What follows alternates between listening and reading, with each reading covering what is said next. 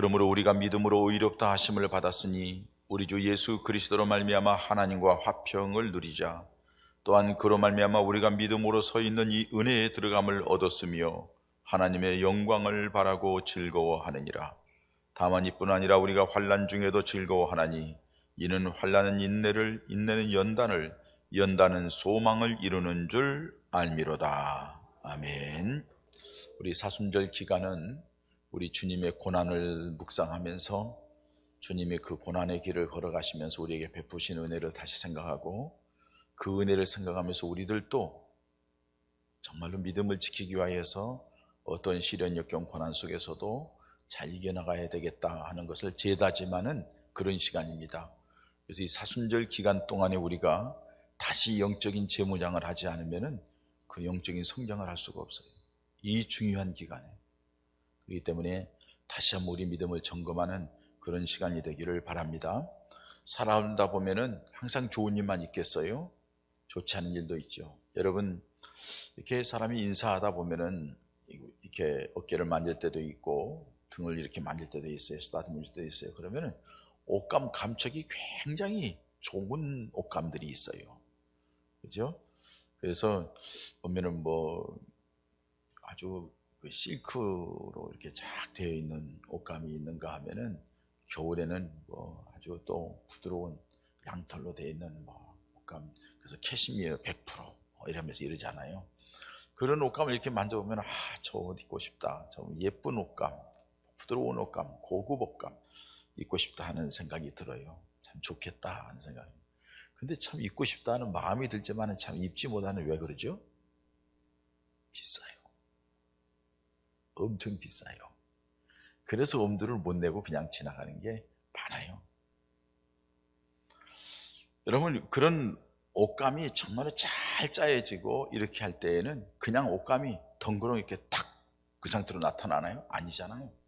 시실과 날실이 잘 이렇게 직조가 되어서 하나의 옷감을 만들어지잖아요. 우리 인생도 그렇다고 봅니다. 시실이라고 하는 평안할 때에 선이 있고, 날실이라고 하는 아주 힘들고 어려울 때에 생활이 잘 이렇게 짜여지고 얽혀져서 점점점 아름다운 인생이 되고 행복이 되고 또 가정이 되고 이렇게 만들어져 간 줄 압니다.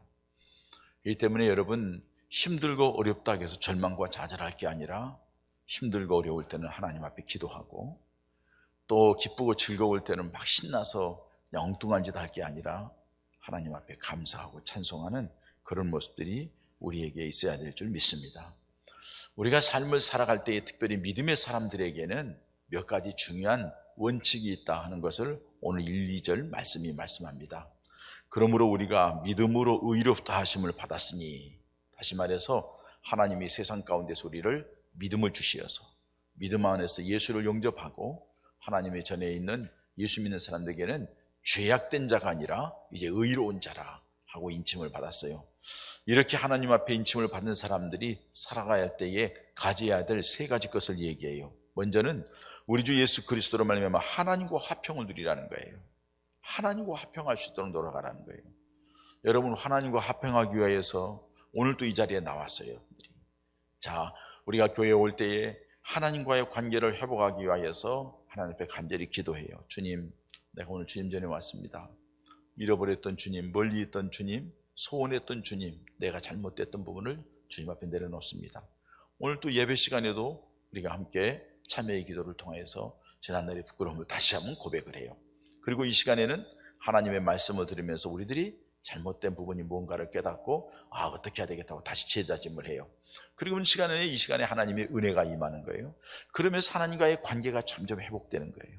그 관계가 회복되는 사람, 하나님과의 관계 회복과 하나님과 화평케 하는 사람, 이 사람이 새벽기도 나오고 수요일도 나오고 금요일도 나오고 그 횟수가 많아질수록 점점점 주님과 가까워지는 거죠. 이거는 큰 은혜와 축복인 줄 믿습니다. 왜?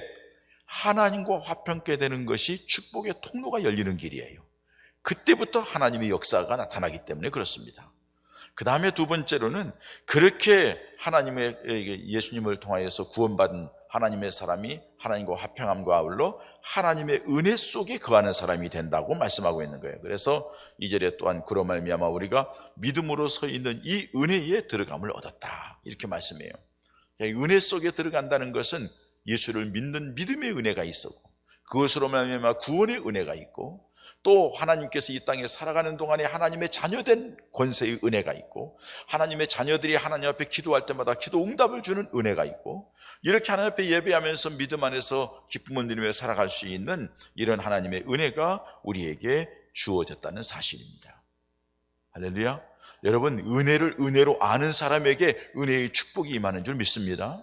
그러니까 이건 하나님의 은혜예요. 우리 같은 사람이 뭘 예수를 믿어요? 나 같은 죄인이, 나 같은 어리석고 못난 사람이 예수를 믿어 하나님의 자녀가, 놀라운 하나님의 자녀가 된다는 사실이요, 내 인생에 이거는 한 획을 긋는 사건이잖아요. 하나님의 은혜거든요. 그 은혜가 지금까지도 함께 했지만 오늘도 함께하고 앞으로도 함께할 줄 믿습니다. 이것이 축복입니다.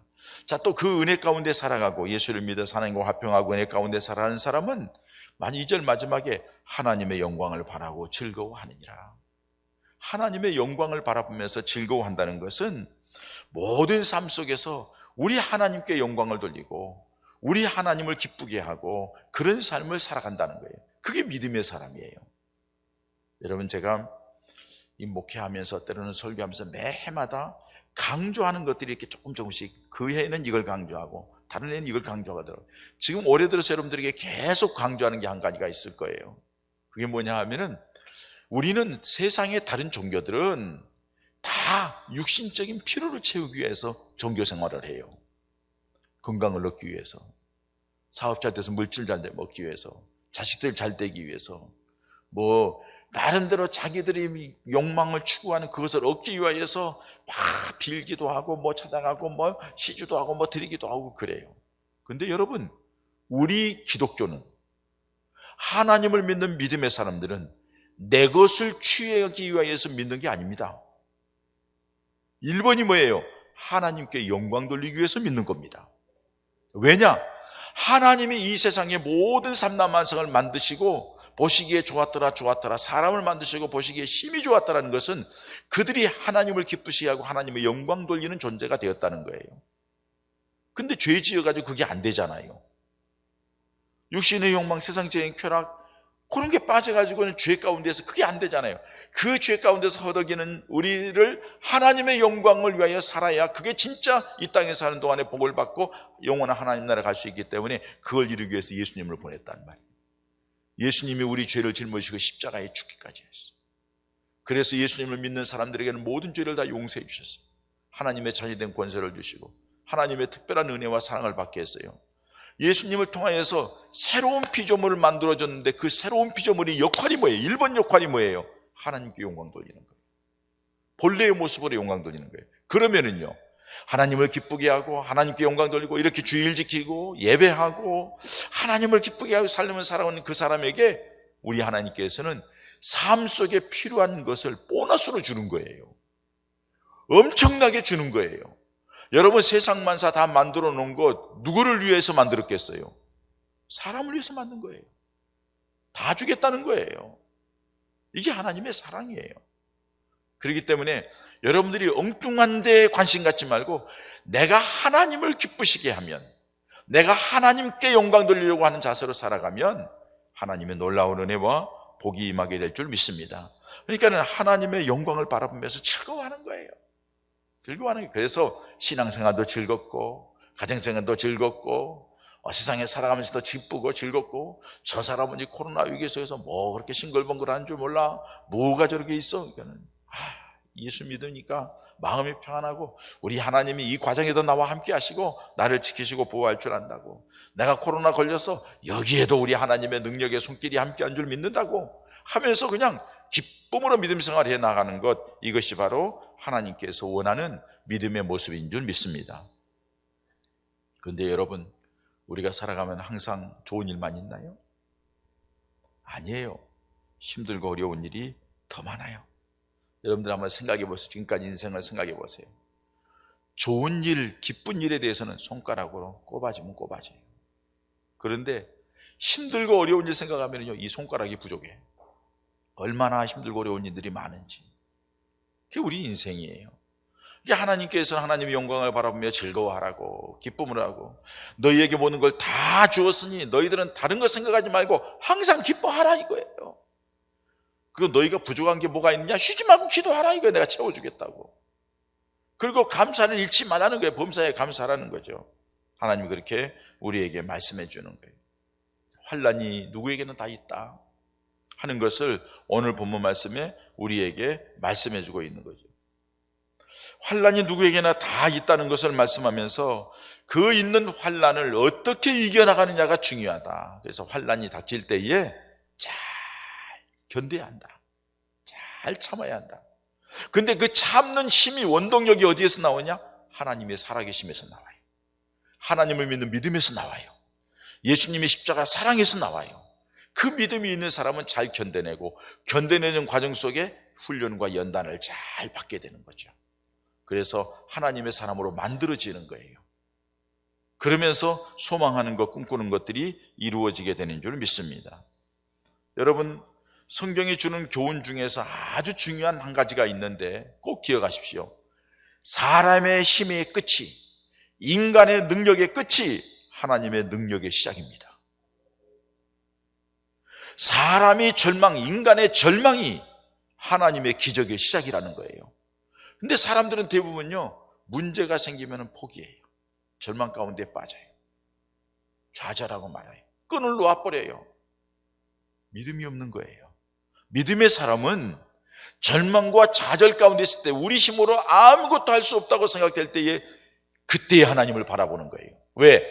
그때부터 하나님의 역사가 시작되기 때문에 그렇습니다. 그렇기 때문에 우리 하나님 앞에 나온 사람들은 어떤 고난과 절망도, 힘든 일이 있다 할지라도 낙심할 필요가 없습니다. 그 고난이 하나님의 능력의 통로가 되기 때문에 그렇습니다. 여러분, 생명체가 살아있다는 것은, 여기 생물도 그렇고 사람도 그렇고 삼라만상 다 그렇죠. 생명체가 살아있다는 것은 성장한다는 것을 의미합니다. 성장한다는 것을 또 다른 말로 표현하면 변화한다는 것을 말하는 거죠. 그런데 이 성장의 과정이 그냥 성장됩니까? 그냥 변화가 됩니까? 물도 주고 바람도 맞고 병충해도 견디고 뭐 이렇게 하면서 하나하나 이루어지는 거지요. 마찬가지로 우리 인생에는 행복이라는 것도 있지만은, 즐거운 것도 있지만은 고난이라는 것도 있단 말이에요. 처음에 말씀드렸습니다만은 행복의 날실, 고난의 시실, 이게 날실과 시실이 서로 잘 직조되어 가지고서 우리들의 모습이 변화되고 발전되어 가는 거예요. 그래서 여러분 지금까지 오게 된 거예요. 그러니까는 고난이라는 것이 항상 나쁜 것만은 아니라는 거예요. 환난이라는 것이 속상한 것만 아니라는 거예요. 행복이라는 것이 마냥 좋은 것만 아니라는 거예요. 이 두 가지가 잘 어우러질 때에 행복의 기쁨도 알고 고난의 슬픔도 하고 아픔도 알게 된다는 사실입니다.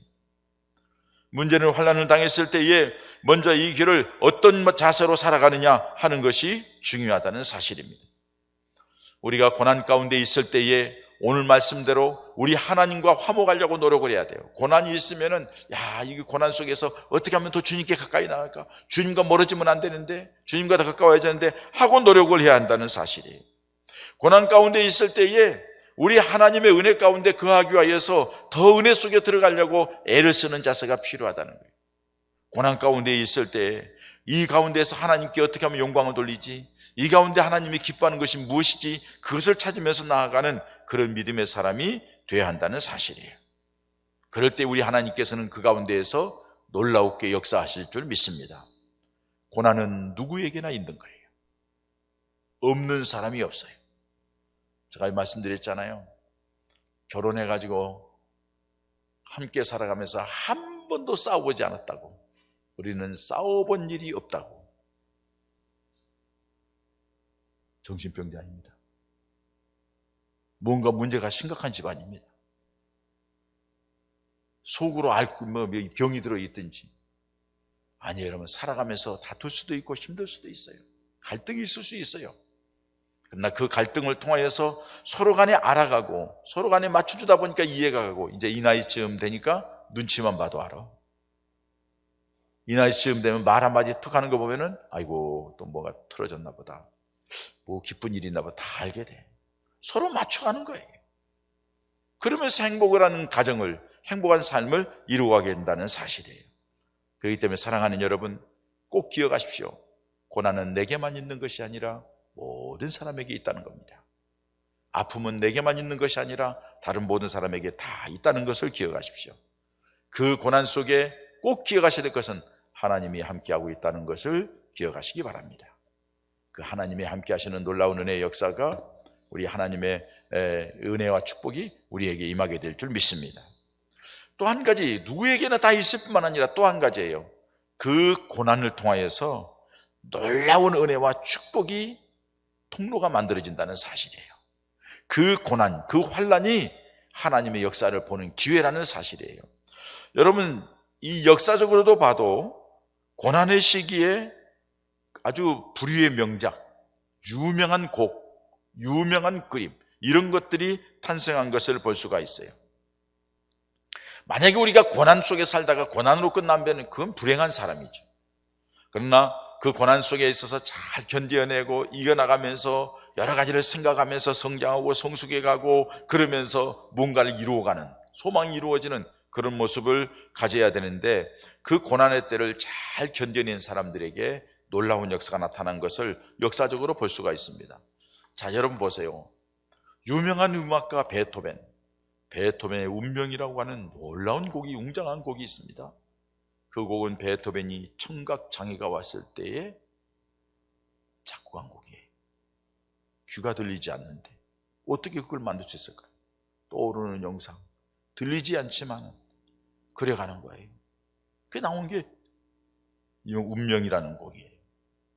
밀턴의 시라고는 밀턴이 장님이 되었을 때에, 실명되었을 때에 쓴 책이에요.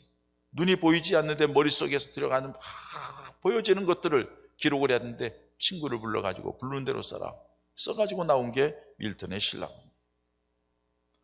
토마스 카일라일은 7년에 걸쳐서 불란스 혁명사를 썼는데 7년 동안 글을 쓰다 보니까 너덜너덜해진 것을 이 하인이 갖다 불쏘시게 했어요. 얼마나 속상해요. 다시 7년을 집필해서 나온 게 불란스 혁명사, 불후의 명작, 유명한 책이죠. 여러분, 이 고난 속에 살아가는 과정 속에서 이런 놀라운 일들이 이들에게 일어났다는 거예요. 그 고난이 이들에게는 다른 어떤 것에 집중할 수 있고 다른 어떤 걸 생각할 수 있으면서 할 수 있었던 그런 일들이 이렇게 놀라운 일들을 가져왔다는 사실입니다. 고난은 우리 인생을 살아가는 동안에 죄악 가운데 살아가는, 악한 세상을 살아가는 모두에게는, 특별히 믿음의 사람들에게, 무릇 경건하게 살려고 하는 사람에게는 고난이 있느니라, 핍박이 있느니라 하고 말씀하신 대로 고난도 있다는 사실이에요. 고난도, 문제도, 행복도, 환난도 모든 것이 삶의 과정이다. 그 삶의 과정 잘 마무리할 때에 우리 하나님의 놀라운 은혜가 임하게 될 줄 믿습니다. 지금 코로나 올해는 오늘 내일은 37만 명이 된대요. 여러분, 한 사람 37만이 한 사람당 주변에 몇 명씩 해서 37만이면 얼마예요? 거의 다. 이제는 다 한 바퀴 돌아야지. 그리고 이제 뉴스에 보니까는 이제는 일반 감기로, 독감으로 전향한다 하는 계획을 가지고 지금 이렇게 정부에서 나가고 있다는 얘기를 듣습니다. 누구에게나 있는 코로나와 같은 이런 일들. 근데 여러분, 감기 약 있습니까? 감기약이 없대요. 목사님, 감기 나았는데요? 그 감기약 먹고 나은 게 아니라 감기에 걸리면은 열나잖아요. 감기에 걸리면 아프잖아요. 몸살이잖아요. 그러면 열 내려주는 것 뿐이에요. 통증이 없애긴 진통제를 넣어주는 것 뿐이에요. 그러면 내부에서 자생력이 나타나서 견디고 이겨나가는 것 뿐이에요. 그래서 감기 바이러스 잡는 게 없어요. 해마다 바뀌어 나가니까 이 코로나도 마찬가지죠. 여기에 대처하는 또 다른 게 나와야 되는데 쉽지 않아서 지금 길게 어려워진다는 사실이에요. 여러분, 이 고난이 있을 때, 환난이 있을 때의 문제는 어떤 자세로 맞느냐가 그 사람의 믿음의 크기예요. 믿음이 깊다는 것은 무엇을 말해요? 믿음이 좋다는 거죠. 믿음이 좋다는 것은 믿음이 크다는 거예요. 다시 말해, 삶의 고난이나 문제 앞에서 방황하거나 슬퍼하거나 절망하거나 좌절하는 것이 아니라 근데 세상에 많은 사람들은 삶에 고통 안고 잠 못 자고 불안하고 막 힘들어하고 그냥 어쩔 줄 모르고 그냥 두문불출하고 문고리 잠고 사람도 만나기 싶지 않고, 이건 세상 사람들이 할 수 있는 일이에요. 그러나 우리 믿음의 사람들에게는 이렇게 힘들고 어려운 상황이 되었을 때에 갖는 자세가 있습니다. 하나님을 바라봅니다. 하나님을 의지합니다. 주님께 도움을 청합니다. 왜? 머리끝에서 발끝까지 우리의 삶의 모든 것을 알고 계시는 분이 우리 주님이시기 때문에 그렇습니다. 내가 혹시 저주받아서 무엇이 잘못돼서 이런가, 믿음이 잘못돼서 그런가, 여러분 그렇게 생각하지 마세요. 살아가는 과정 속에 실패도 있고 어려움도 있다는 거예요. 요셉과 바울이 잘못해가지고 고난이 있었습니까? 억울함이 있었습니까? 아니잖아요. 문제는 이런 고난 시간을 어떻게 보내느냐는 거예요.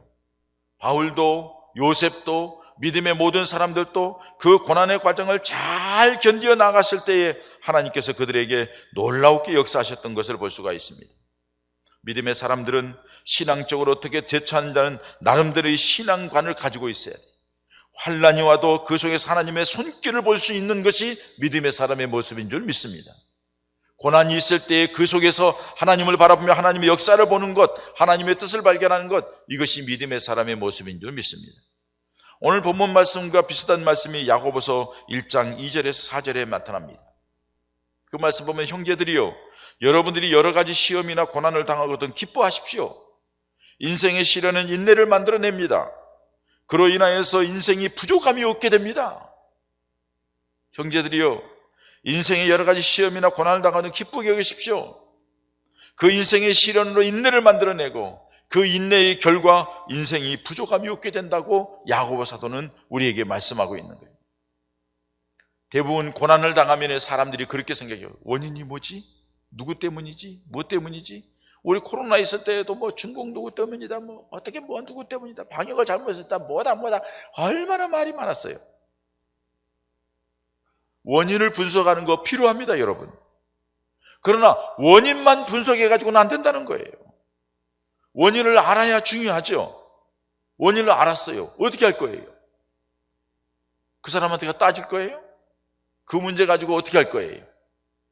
여러분, 하나님께서는 원인을 발견하는 것도 필요하다고, 중요하다고, 그래서 너희들이 어떻게 살아왔는가를 보라고 말씀하시지만은 그 일이 있은 뒤에 이겨나가는 과정을 어떻게 이겨나가느냐를 하나님은 보고 있다는 사실이에요. 그게 그 사람의 믿음이에요. 과정을 어떻게 하느냐 이거예요. 여러분들 보세요. 다윗이 하나님 앞에 용서받지 못할 죄를 저질렀습니다.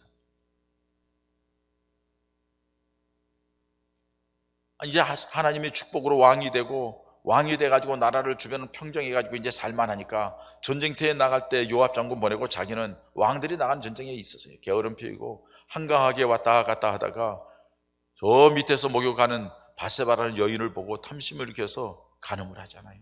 그리고 그 바세바가 임신하니까 그걸 숨기기 위해서 자기의 충성된 장군 아니에요, 우리야 장군을 전방에 내보내서 화살에 맞게 죽게 하라고 하면서 전방에 내보내 살인죄를 저지르잖아요. 여러분, 성경에 보면은, 이 십계명에 보면은 간음죄와 살인죄는 둘 다 돌멩이로 때려 죽이는 죄예요. 사형죄예요. 용서받지 못할 죄죠. 자기는 아무도 못 본 줄 알고 왕이니까 될 줄 알고 그냥 지나갔어요. 근데 하나님께서 그걸 기쁘게 여기지 않았어요. 나단 선지자를 보내가지고 책망하죠. 왕이요, 어떤 집에 많은 양무리를 가지고 있는 사람이 있고, 어떤 집에는 양 하나를 데리고 자기 자식처럼 그렇게 함께 살고 있는 사람이 있는데, 힘 있는 사람이 자기 양 많은 양 놔두고 그 하나밖에 없는 양을 갖다가 뺏어다가 그렇게 가져갔습니다. 왕이 화를 내죠. 어떤 녀석이 그런 일을 했느냐고, 당신이 바로 그 사람이라고 하면서 바세바에 대한 얘기를 합니다. 놀라운 것은 여러분, 왕이잖아요. 어느 누구도 그를 거역할 수 없어요. 남루한 하나님의 종이라고 하는 나단 선지자 와가지고 책망한 소리를 듣고 그 자리에서 꿇어 엎드려 회개합니다. 얼마나 울면서, 얼마나 가슴 아파하면서 몇 날 며칠을 웁니다. 침상이 뜨도록 울었다고 했습니다. 그렇게 철저하게 회개하는 그 모습을 보고 하나님께서는 다윗을 가리켜서 성군 다윗을 인정하고 다윗을 얘기할 때마다 다윗은 정직하여, 다윗은 정직하여 하면서 그를 축복하는 것을 얘기합니다. 히스기야 왕도 다윗과 같이 정직히 행함으로 이렇게 말합니다. 유명한 요시야 왕에도 다윗과 같이 정직히 행하여 이렇게 말합니다. 과정을 어떻게 이겨나가느냐는 거예요. 그래서 하나님은 다윗을 존귀하게 여기는 거예요. 사랑하는 여러분, 살아가면서 실수할 수 있습니다. 범죄할 수 있습니다. 실패할 수 있습니다. 잘못할 수 있습니다. 그러나 그때 우리가 어떻게 처신하느냐, 피하고 도망치고 감추고 이게 중요한 게 아니라 아무리 피하고 도망가고 감춰도 하나님은 다 알고 계셔요. 하나님 앞에 내려놓고 용서를 구하고, 주님 불쌍히 여겨달라고, 내가 잘못했습니다, 다시는 그렇게 하지 않겠습니다, 주님 앞에 몸부림치며 회개하고 고백하고 발버둥치면서 다시 일어나려고 몸부림치는 그 과정을 보고 하나님께서는 놀라우게 역사하신다는 사실입니다. 그런 은혜가 우리 모두에게 있기를 축원합니다. 우리 연약해서 다 실수투성이에요. 어떻게 하나님 앞에 서느냐가 중요하다는 사실. 환난을 만났을 때에, 그 고난을 통과할 때에 하나님이 기뻐하시는 내 삶의 자세가 어떻게 해야 될 것인가를 잘 기억하십시오. 그게 여러분들을 복된 하나님의 사람으로 이끌어가게 될 줄 믿습니다. 믿음 생활하면서 고난이 왔을 때에 어떤 자세로 하는가, 어떻게 통과해야 되는가, 하나님이 기뻐하는 모습은 어떤 태도일까, 뭐 여러 가지가 있어요. 불평하지 말라, 원망하지 말라, 자신의 영혼을 파괴하지, 영적으로 손해보지 말라는 거죠. 자기 스스로 상처 입지 말라, 그것이 너 스스로를 또 망하게 한다. 자신을 사랑하라, 적극적으로 대처하라, 심는 대로 거두겠다는 것을 기억하라, 고난 준 사람에게 결코 원한을 품지 말라 하면서 여러 가지 것들을 좀 얘기하는 것들이 있어요. 그러나 여러분, 우리 여러 얘기하는 것보다도 성경에서 찾읍시다. 고난을 상징하는 성경의 사람 한 사람인데 누구입니까? 욥입니다. 욥이 무슨 죄를 지었습니까? 하나님께 인정받는 사람이잖아요, 1장에 보면은. 그런데 사탄이 하나님 앞에 와가지고서는 하나님이 축복하니까 그렇지 하면서 욥을 비방합니다. 그때 하나님께서 사탄에게 허락했을 때에 10자녀가 한꺼번에 없어집니다. 가지고 있는 재산이 한날에 다 사라집니다. 자신의 몸은 만신창이가 됩니다.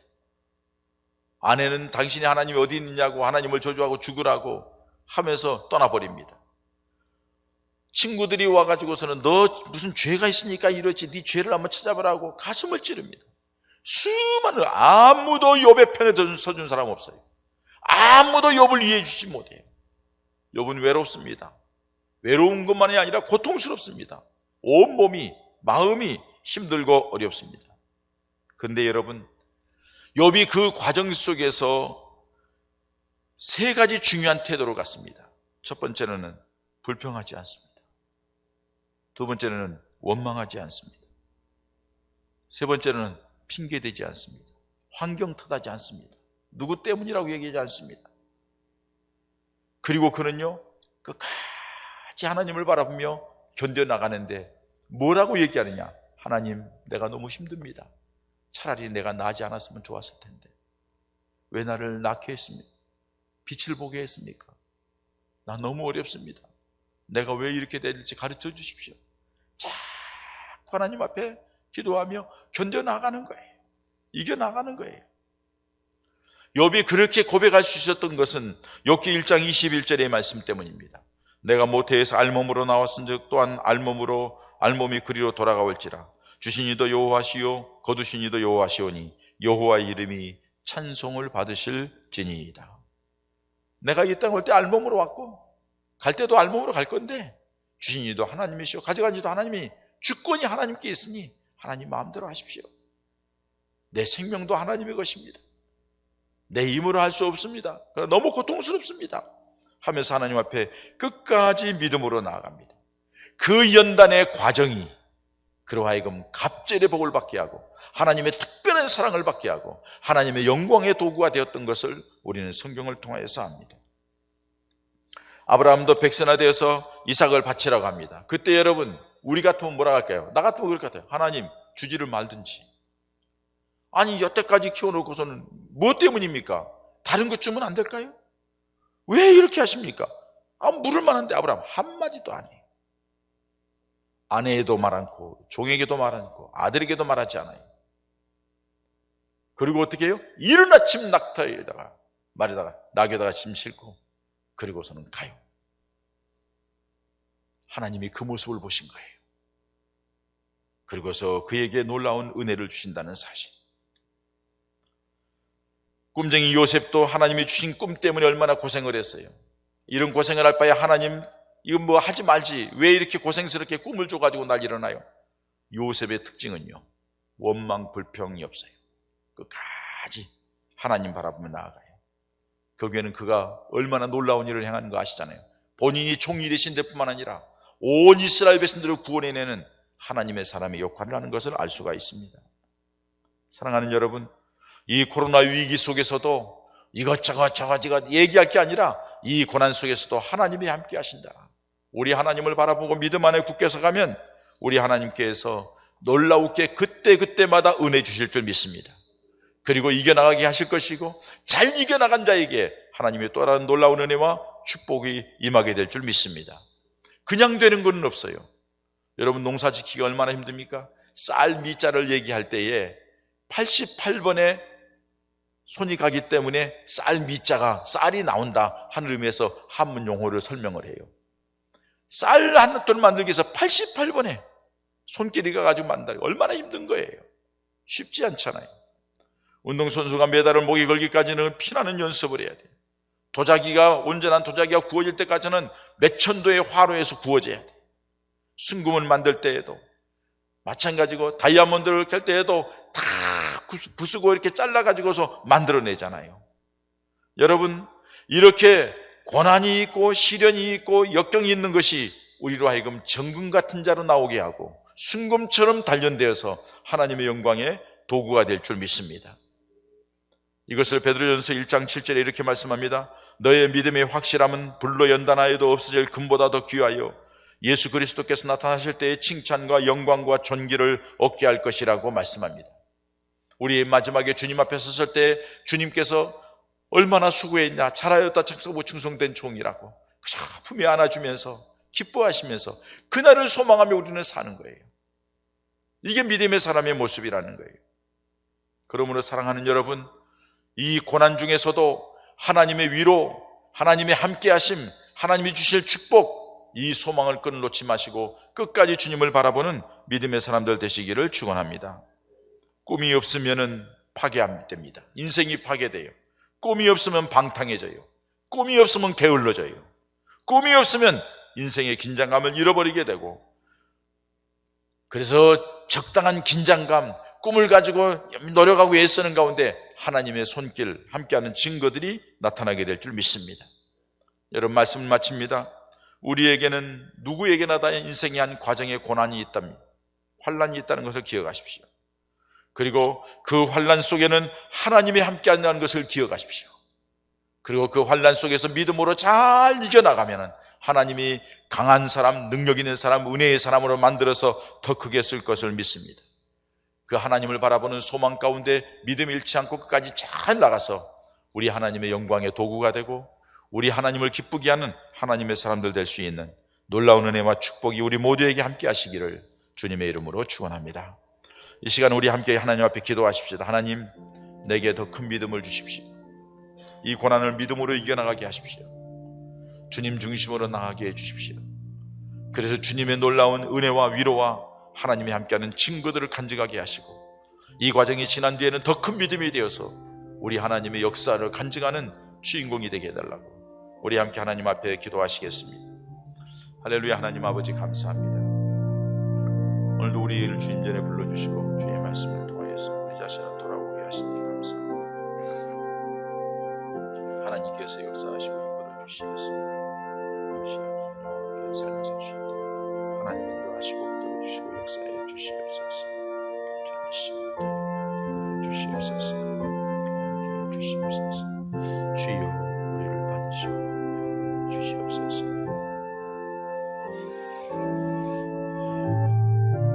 아버지 하나님 감사합니다. 오늘도 주의 전에 불러주시어서 주님께 예배하게 하시고 주의 말씀을 듣게 하신 것 감사합니다. 주님의 말씀을 들었사오니 이제 지금까지의 삶을 돌아보게 하시고 남은 생을 어떻게 살아갈 것인가를 재정립하는 귀중한 기회 되게 하여 주시옵소서. 시련과 고난과 역경이 있지만은 그 가운데 우리 하나님이 함께 계시고 우리 하나님의 능력의 손으로 우리를 붙들고 계시고 이 고난 속에서 인내하고 견디게 하시고 연단하여서 소망을 이루는 하나님의 놀라운 은혜와 축복이 성경에 나타난 인물들에게 있듯이 우리에게도 그런 은혜가 있게 하여 주시옵소서. 그래서 이 고난의 과정을 잘 지난 뒤에 하나님의 은혜와 축복을 간증하는 우리 예봉가족들 모두가 되게 하여 주시옵소서. 예수님의 이름으로 기도하옵나이다. 아멘.